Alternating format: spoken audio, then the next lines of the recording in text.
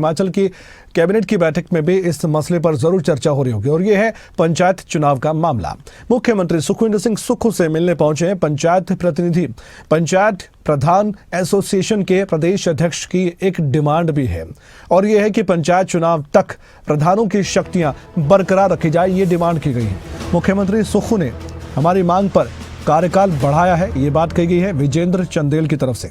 इसके अलावा 31 जनवरी तक पंचायतों का कार्यकाल है। आप जानते हैं पंचायतों में होने वाले डे टू डे काम प्रभावित ना हो, इसलिए ये डिमांड रखी गई है। ये उनका तर्क है। सबसे पहले सुनिए उनकी तरफ से क्या कहा गया, उसके बाद चर्चा करेंगे इस मसले पर। सरकार का फैसला क्या होगा इस पर नजर बनी हुई है, सुनिए। माननीय मुख्यमंत्री जी का धन्यवाद करते हैं। माननीय मुख्यमंत्री जी ने पंचायत प्रतिनिधियों के ऊपर जो उत्साह और उम्मीदें जताई है, इसके लिए हम इनके आभारी हैं। और आज का जो हमारा मिलने का उद्देश्य है, आज हम इसलिए आए हैं कि जो हम अक्टूबर में माननीय मुख्यमंत्री जी से मिले थे कि पंचायत प्रतिनिधियों की समय अवधि बढ़ाई जाए, और माननीय मुख्यमंत्री जी ने हमारी बात को सुना और उसके ऊपर गौर किया और समय बढ़ा। बीच में कुछ अफवाह चली हैं कि 31 जनवरी के बाद जो है पंचायत प्रतिनिधियों की शक्तियाँ छीनी जाएगी। जब हिमाचल प्रदेश में डिजास्टर एक्ट चला हुआ है, तो डिजास्टर एक्ट चलने के उपरांत पंचायत प्रतिनिधियों की शक्तियाँ नहीं छीनी जा सकती, क्योंकि जो डिजास्टर में नुकसान हुआ है, जो गांव घर का लोगों का जैसे मकान का नुकसान हुआ है, डंगे का है, भूमि का है और अन्य जो डिजास्टर में नुकसान हुए, तो वो पंचायत प्रतिनिधि उसके बारे में सब कुछ जानते हैं कि कौन सा कार्य हमने प्राथमिकता के आधार पर करना है और कौन काम किस तरह के करना है।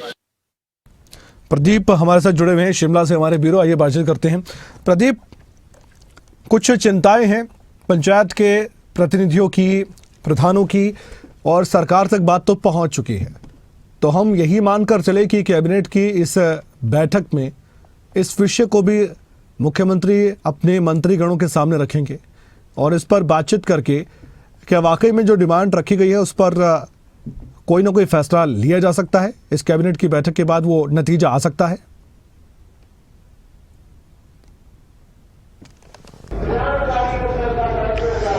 बिल्कुल, देखिए यही देखने वाली बात होगी आज की कैबिनेट बैठक में कि क्या पंचायत प्रधानों को जो उनकी शक्तियां हैं, उनका जो कार्यकाल है, क्या उसको 31 जनवरी के बाद बढ़ाने पर विचार होता है, चर्चा होती है, या फिर जो नियमों के मुताबिक है, जो संवैधानिक व्यवस्था है, उसके अनुरूप ही काम चलेगा।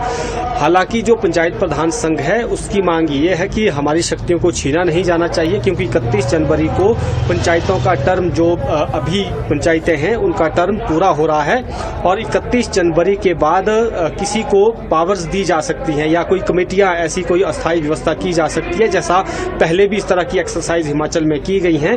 और वहां पर स्कूल हेडमास्टर को, स्कूल प्रिंसिपल को कमेटी का चेयरमैन बनाया गया था, पंचायत के सचिव को मेंबर सेक्रेटरी बनाया गया था, ग्राम रोजगार सेवक को मेंबर बनाया गया था। तो ऐसी तीन सदस्यीय कमेटियां पहले बनाई गई है और ट्राइबल जो क्षेत्र है वहां पर इस तरह का प्रयोग हुआ है।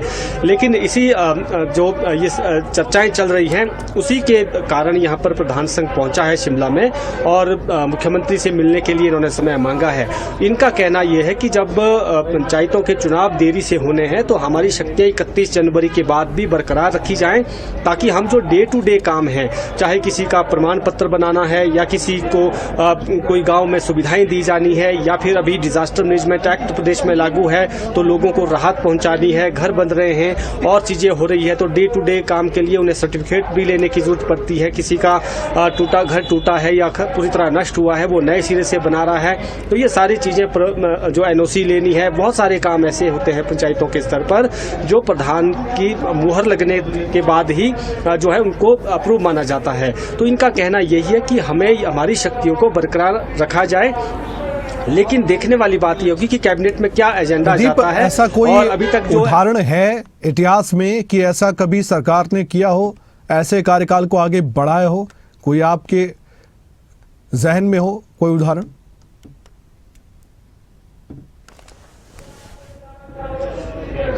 बिल्कुल, देखिए अगर हिमाचल प्रदेश की बात करें तो ऐसा कोई उदाहरण नहीं है और कभी भी जो पंचायतों का कार्यकाल है, पंचायतें भी ठीक वैसे ही काम करती हैं जैसे लोकसभा या विधानसभा है, 5 साल का कार्यकाल होता है। जब 5 साल पूरे हो जाते हैं तो जो है वो सदस्य नहीं रहते हैं और फिर वहां पर जो है कार्यकाल वो भंग हो जाता है एक तरह के। तो पंचायतों को लेकर भी संवैधानिक व्यवस्था यही है, लेकिन फिर भी देखना ये होगा कि कैबिनेट में किस तरह का एजेंडा आता है या फिर कानूनी राय उन्होंने किस तरह की ली है।